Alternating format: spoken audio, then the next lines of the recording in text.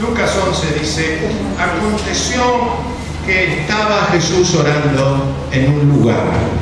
Antes de avanzar, fíjense, esa sola expresión serviría para hablar meses. Fíjense qué cosa notable. Estaba Jesús orando. Eso solo ya es para reflexionar. Jesús era un hombre de oración. No necesitaba de grandes lugares. En un lugar, dice el texto, se puede orar en un templo precioso, se puede orar en cualquier lugar. Jesús oraba en uno de ellos.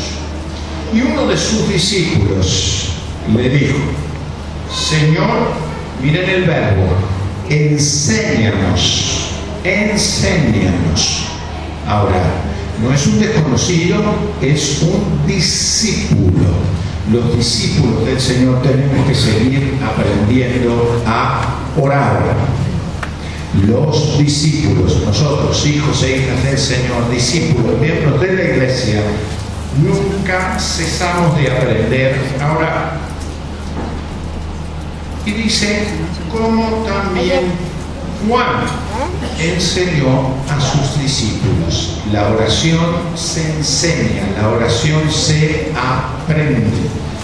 Y el Señor les dice: cuando oréis, decid: Padre nuestro, fíjense el plural, Padre nuestro, que estás en los cielos, santificado sea tu nombre, venga tu reino, hágase tu voluntad.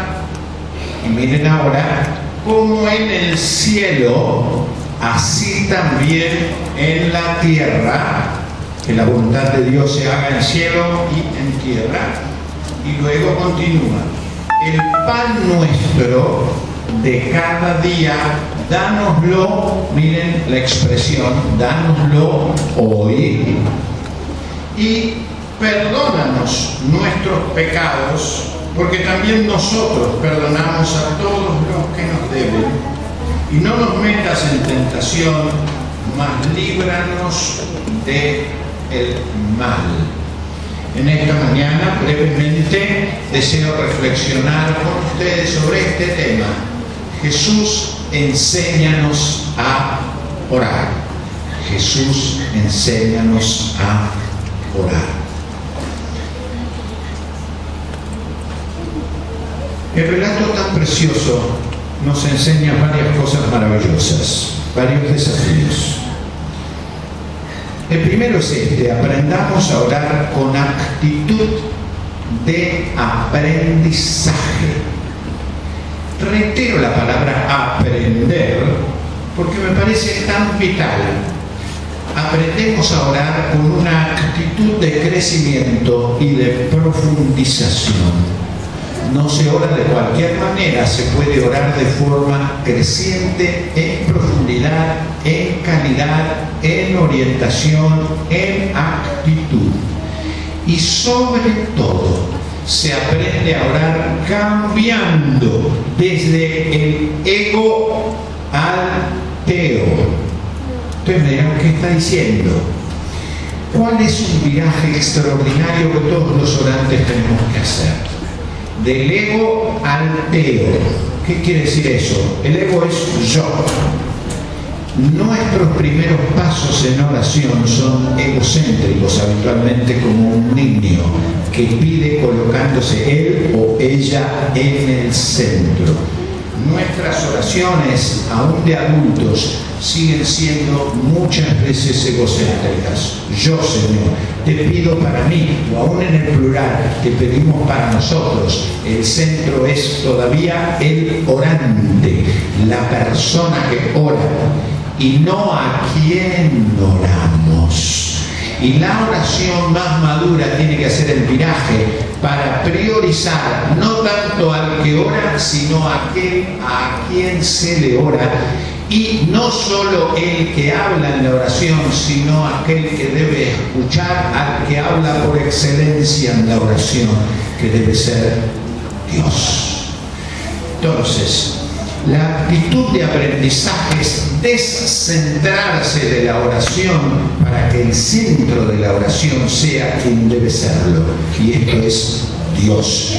Cuando oramos, después vamos a decirlo con más detalles, el más importante no es el que ora, sino el que recepta la oración y habla y trabaja en la oración, que es Dios.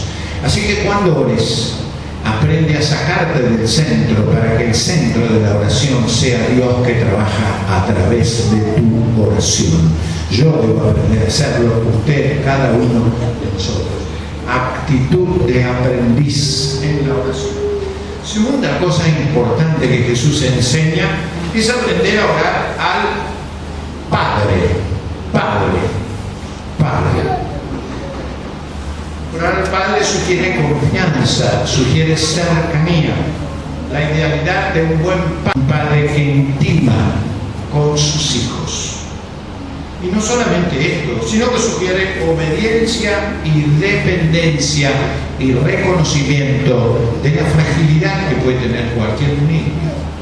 Cuando recién estábamos por escuchar el canto de mis dos amigas de Pinto, a las que quiero mucho, les dije, bueno, van a cantar, ¿no?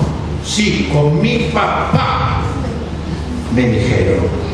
Eso es un niño, con mi papá puedo, sin mi papá tal vez todavía no. Cuando decimos Padre a Dios, decimos, Señor, gracias por ser papá, por ser Padre de nosotros. Y además sugiere el concepto de familia con el cual hemos de orar. Pero también debemos aprender a orar con actitud comunitaria. En general, nuestra sociedad no solamente nos coloca en el centro a nosotros, sino que coloca en el centro al individuo casi aislado. Yo y nadie más que yo. En la oración que el Señor enseña es el nosotros el centro, no el yo. Se ora, o se puede orar individualmente y hacemos bien y debemos hacerlo. Pero el Señor, fíjense lo que utiliza. Padre de nosotros, no Padre mío. Es mi Padre, pero es el Padre de nosotros. Y en la oración es continuo el uso plural, el nosotros, todo el tiempo. Se ora con actitud personal, pero la mente que está detrás es una mente de familia, es una mente de comunidad. El cristiano no es un francotirador aislado que ora por sí, sino que ora en comunidad y buscando el beneficio de esa familia. Es un pedido de todos, es un beneficio para todos y es una responsabilidad comunitaria la oración. Aún mi oración individual y privada, ¿se acuerdan los viejos himnos? A solas al huerto yo voy, ¿sí? A solas y en soledad, o en algunos coros modernos, solo estamos tú y yo. Ese yo orante con el tu Dios nunca es aislado. Detrás tiene una familia que es el Padre ¿de quién? Nosotros, Padre nuestro. Y eso tiene una implicancia ética y comunitaria en la oración que no debemos olvidar. Si yo oro por mi salud, tengo que orar intercesoramente por la salud de otros. Si yo oro por mi beneficio, no puedo descuidar el beneficio de los demás. Si oro por mi patria, oro por Alemania, oro por Francia, oramos por los países. El domingo pasado, sin saberlo yo, orábamos, ¿se acuerdan? Por Guatemala, un país, y a la salida me saluda el embajador de Guatemala con su señora, que yo no lo había visto en el culto, y sin saber habíamos orado, sin saber que él estaba acá, lo conozco y viene a nuestras reuniones, estaba presente. Y digo, qué bueno que usted está, para que sepa que nuestra iglesia ora también por su país, señor embajador, y así por otras naciones de la tierra. El domingo pasado oramos por Camerún y en la semana me escribe un hermano de Camerún. Sentimos que la oración de ustedes, no sé ni cómo se enteró, pero me responde desde Camerún. La educación teológica en Camerún recibe con agrado que una iglesia en la Argentina ore por ellos. Qué notable Miren qué lindo la comunión plural de hermanos que oran al Padre de nosotros. Pero una cosa formidable en este pasaje es que los discípulos le piden al Señor enseñar. No es que Jesús dijera, fíjense, les voy a enseñar a orar. No, un discípulo pide, enséñanos a orar. ¿Saben por qué? Porque lo vieron a Jesús orando. No es que Jesús dice, les voy a dar una cátedra teórica de oración. Los discípulos veían a Jesús en oración y dicen, a partir de la actitud orante, de la vida en oración de Jesús, Maestro, enséñanos a orar. La motivación más grande para aprender a orar es mirar a Jesús orando. Jesús ora. Y por eso yo tengo que aprender de Él a orar. Aprendemos a orar orando junto al lado de Jesús que ora. Más aún, al orar aprendemos a vincular cielo y tierra. Fíjense lo que hace Jesús. Ora al Padre para que la voluntad del Padre sea en el cielo y en la tierra. No hay espacio de nuestra oración que sea descuidado.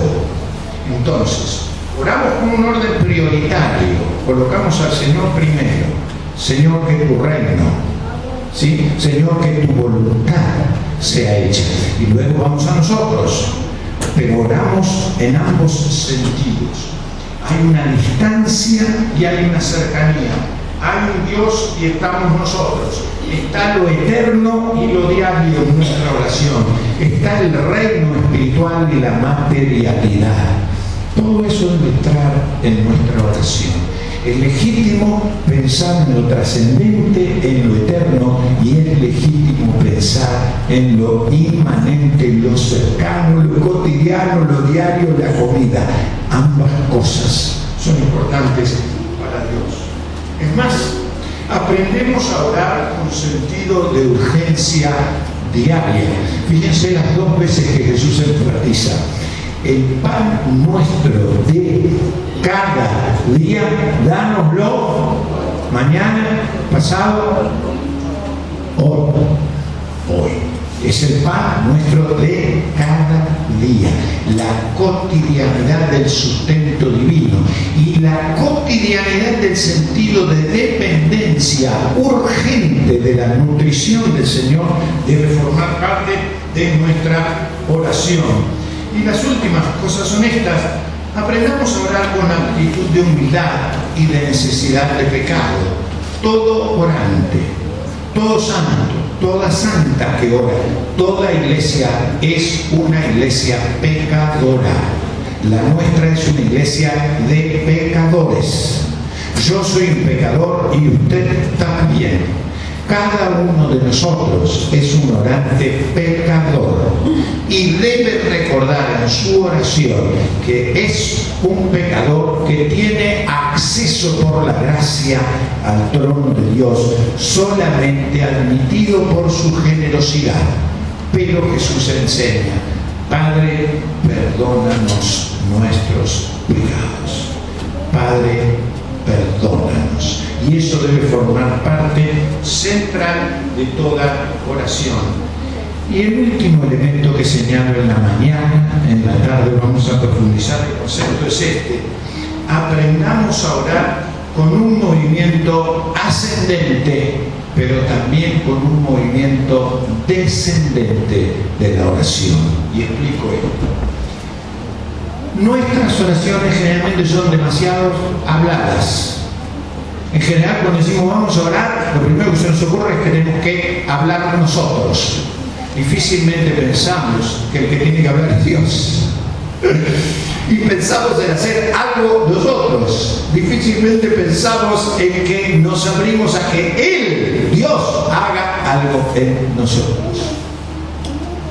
Martín Lutero decía: los cristianos nos olvidamos rápido, como yo decía antes, que el más importante en la oración no soy yo, sino Él, Dios.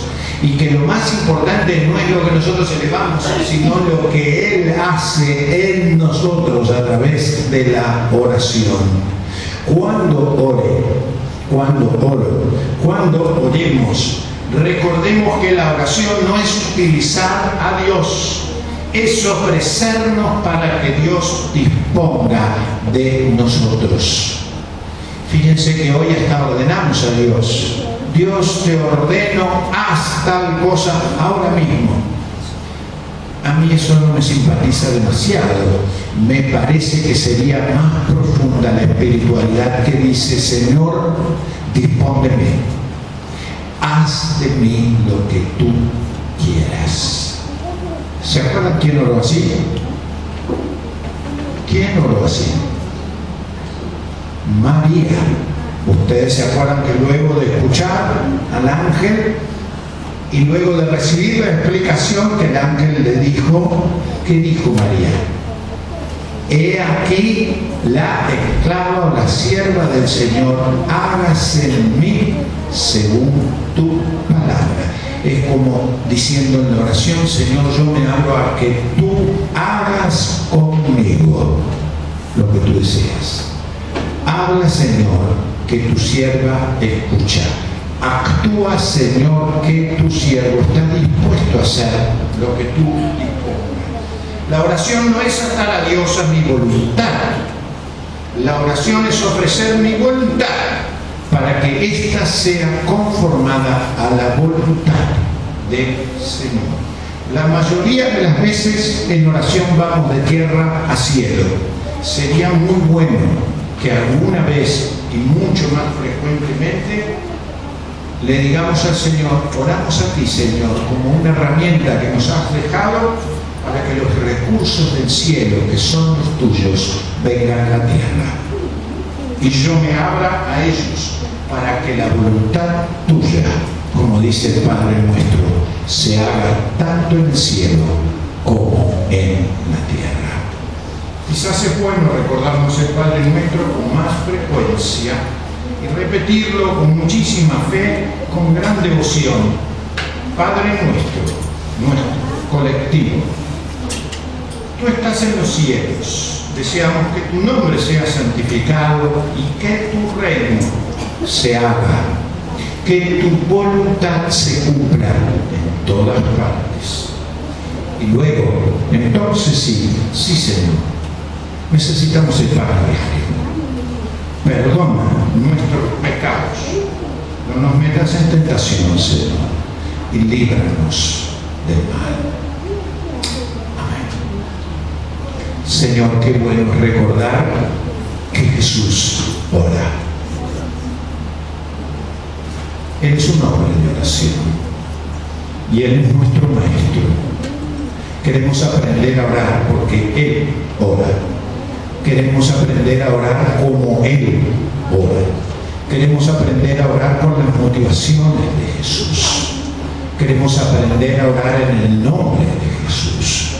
Queremos aprender a orar con las prioridades de Él. Queremos aprender a orar para ser obedientes a Él. Es precisamente en su nombre que oramos a Dios.